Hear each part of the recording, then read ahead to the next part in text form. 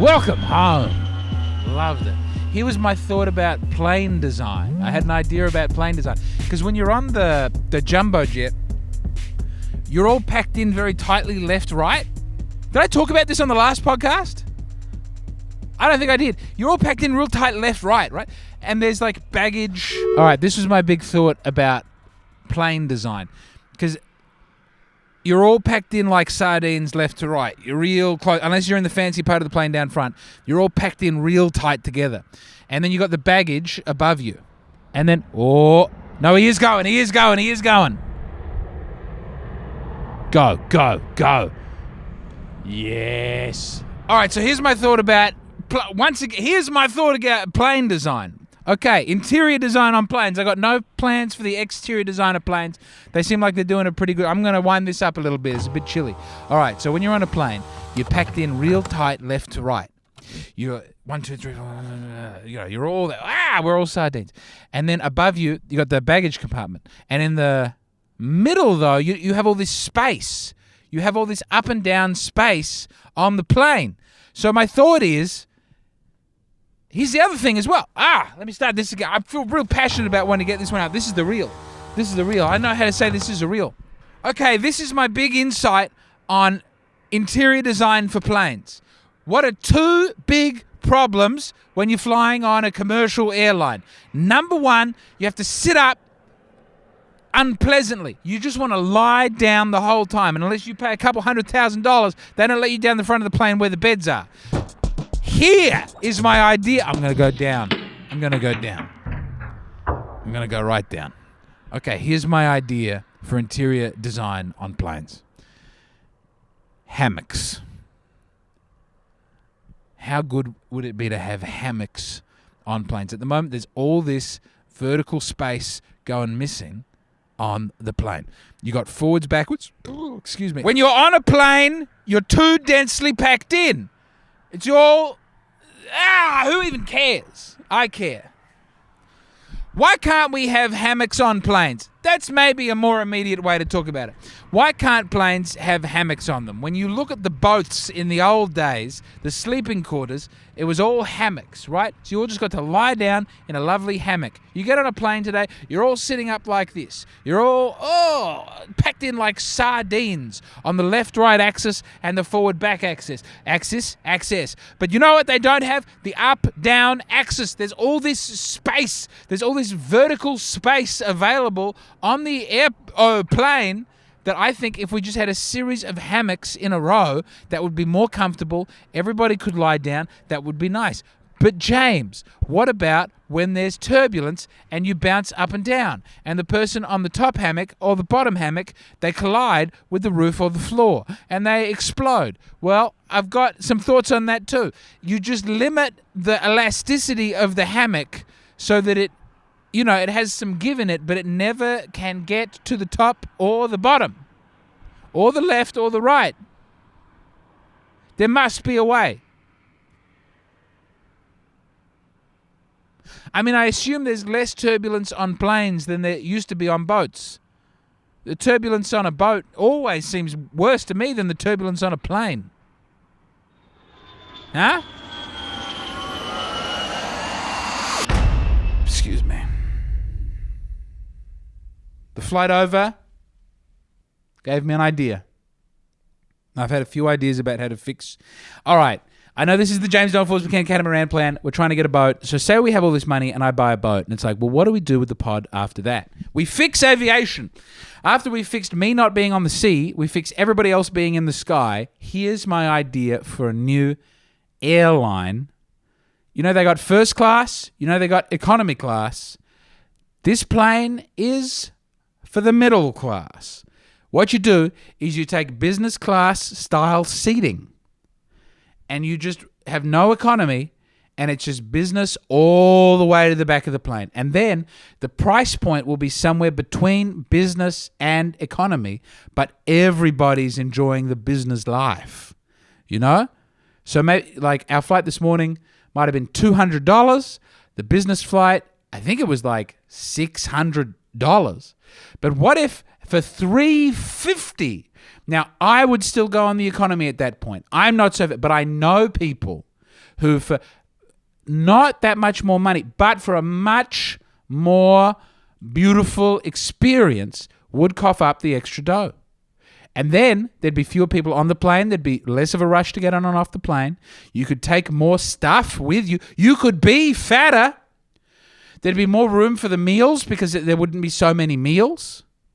Middle class air. Has anybody done this? Is this a new idea?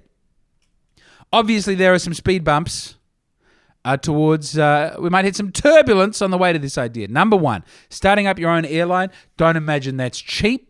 I imagine there's a lot of regulatory hurdles that the big boys in the industry put down to try and frighten you off. I also assume that those regulatory hurdles are bigger in Australia than they are in America, because America, when there's not a dire financial economic collapse type situation, they'll have things like Hooters Air, where Hooters go. It's a flight, but with women from Hooters. Did you know about that one, Sam? There was also, that movie... what's that movie about black people? Soul Plane. That wasn't a real one, but I assume that's speaking to a real thing.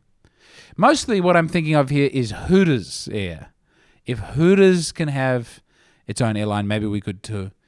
And finally, we bust up the, maybe you just do wealthier flights. Melbourne, Sydney, Sydney, Melbourne. Imagine that. Imagine how many well-to-do, childless business people who are not at business class flights, 2ICs, team leaders, heads of department in private schools, all these people who would feel bad about going on the one, but impossible to go on the other. We open up a market for the emerging middle class air. I'm thinking leather seats. Yes, I am. I'm thinking many other things as well. Probably a complimentary cheap glass of wine, because there's no liquor licensing laws in the sky. I shouldn't. Well, yeah. I take that back. That would only be maybe in the sky once you pass into international waters. Even then, if people found out some weird stuff had been going on a flight as it went over international waters, I think they'd revoke your flying permissions. We've got to deregulate air travel. So many people die on the roads, but people will die in the sky. Deregulate it. Let everybody who wants an airline have one in their home, in their suburban street. Open it up. Let some competition take place. There's nothing wrong with flying. Obviously, there's an environmental impact, but I'm not one of these, traditionalist people who go, we must not have buildings made of steel. Why, if man was intended to fly, God would have given him wings. I think flight is done in a really unpleasant way, but there's no reason that it shouldn't be okay. So maybe that's something that we can do once we're in the industry, is fix the industry, and we'll have to jump through the hurdles to get in there, like when you're a woman and you have to denigrate other women to get ahead at the workplace, and you're ultimately building feminism, but, you just get your foot in your door. Foot in the door. What am I saying? My airline. I'm back in Australia. I'm back home. Gee, it was a long, hard trip with the family over 4 different flights. And the flight was delayed. Luckily, I'd booked us a very long layover in LA. But first flight was delayed. So we had to spend 5 hours in the Austin airport. And I'm proud to say that the show was going well enough that I was recognized 3 times. Only one of which was embarrassing. A lovely man from Indianapolis and his fresh bride. They've been together for a week as a married couple. He came over and he said, "Are you James Donald Forbes McCann of the James Donald Forbes McCann Catamaran Plan?" And I said, "Yes, I am." And maybe we shook hands, maybe we didn't. I don't remember. I didn't sleep for the next 50 hours. Some of the memory is a little askew. And then he said, "Can I have a photo?" And I said, "I would love to take a photo with you." At which point I looked down at myself and I noticed that upon my grey track pants was one of the bigger piss stains that I've ever left for myself. Now, it might not have been a piss stain. I had been taking my children to go to the water fountains and wash their hands in the restrooms and aforementioned water fountains of the airport, and I'd like to think that I'd just gotten a little splish splash there close to the genital region. And I said, listen, I think this is from a water fountain. I think this is not piss. And at that point, I could tell the vibe had changed with the Indianapolis fan couple. And I tried to hold my shirt down over the unpleasantness. So that photo will be out at some point. Hooly dooly, goodness gracious. We got on the plane. We flew to L.A. At that point, there's a big black hole in the memory, except that I had found out that there was a flight from Fiji, where we were going next, straight to Adelaide. We could have shaved really 15 hours off the trip.